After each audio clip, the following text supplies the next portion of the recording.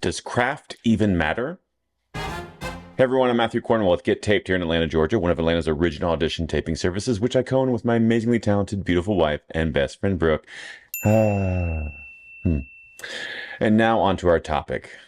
Does craft really even matter? So this question sort of was posed in a video by the late Sam Christensen, one of my mentors, and it was provocative at the time. And I've been thinking about it this weekend because coincidentally, we're in the middle of teaching a Sam Christensen workshop. And so this topic has been swirling through my head. And side note, I usually plot out a lot of notes about how I'm going to navigate each topic, and I'm kind of going by the seat of my pants this week, mainly because we're knee deep in the workshop and I didn't have time to write a script. So here goes nothing. Sam would pose the issue this way.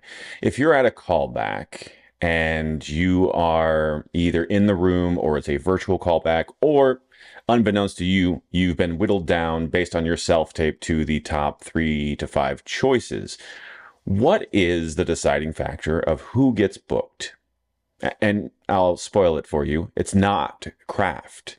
If you have made it to that point in the process, the thing that will decide whether or not you book the role almost never will be related to your craft, to your technique, to your ability as an actor. That's what got you to that point. Or in many cases, that's what even got you selected by casting in the first place to audition for this role. If they have a previous relationship with you, if they already know you're a good actor, that is the vetting process that happens early on that gets you to this stage in the game.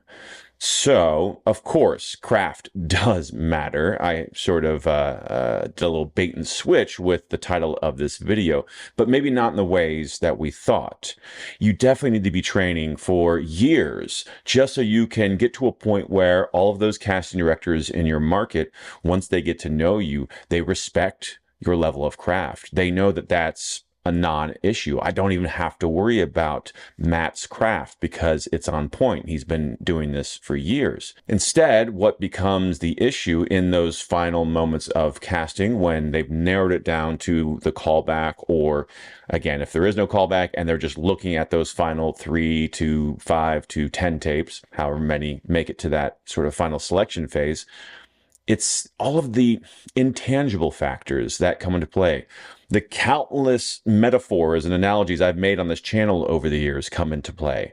I've made the metaphor of the paint swatches, where you represent a certain paint swatch or family of colors, and they're holding up your paint swatch against all of the other paint swatches that are already in place, i.e. the main cast or the series regulars that are already there.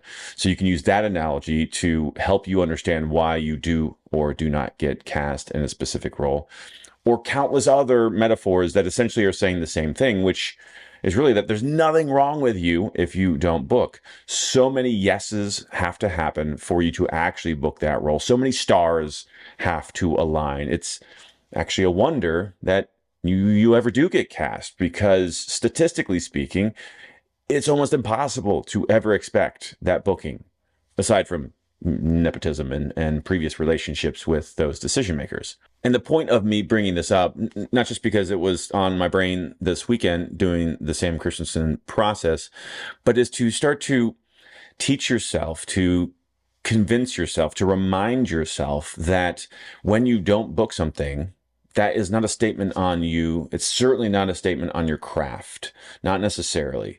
Now, if you're actually getting feedback, or if you show your tapes to a coach, to a trusted mentor, and if you're getting feedback that you need more training, well, then you do need more training and you need to improve your craft.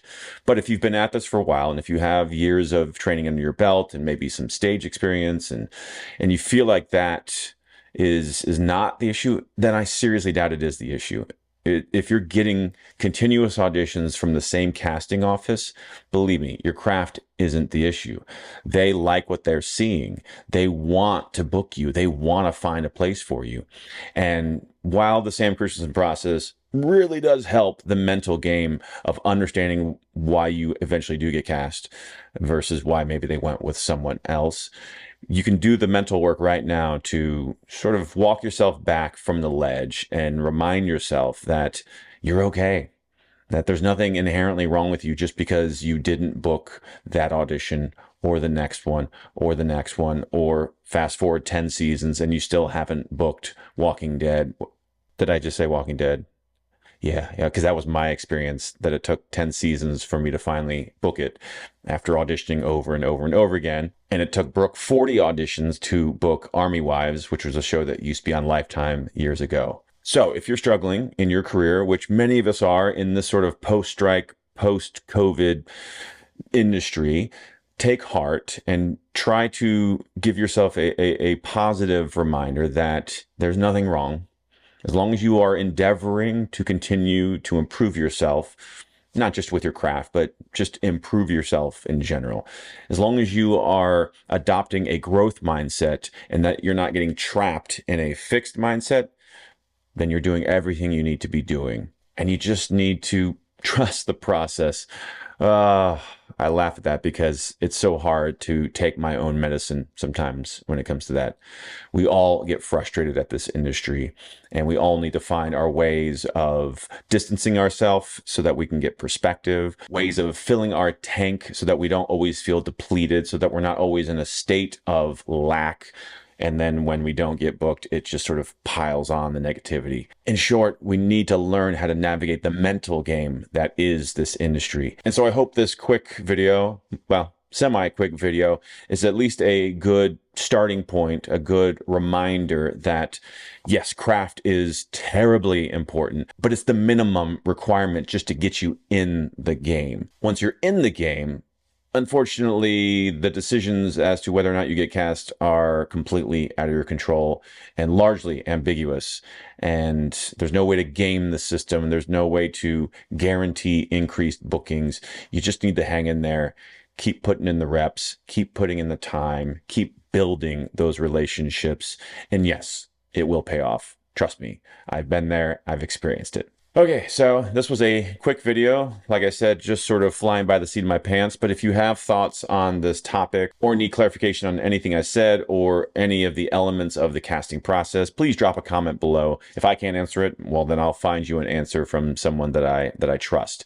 That's it for now. Thanks for watching, and we'll see you on set.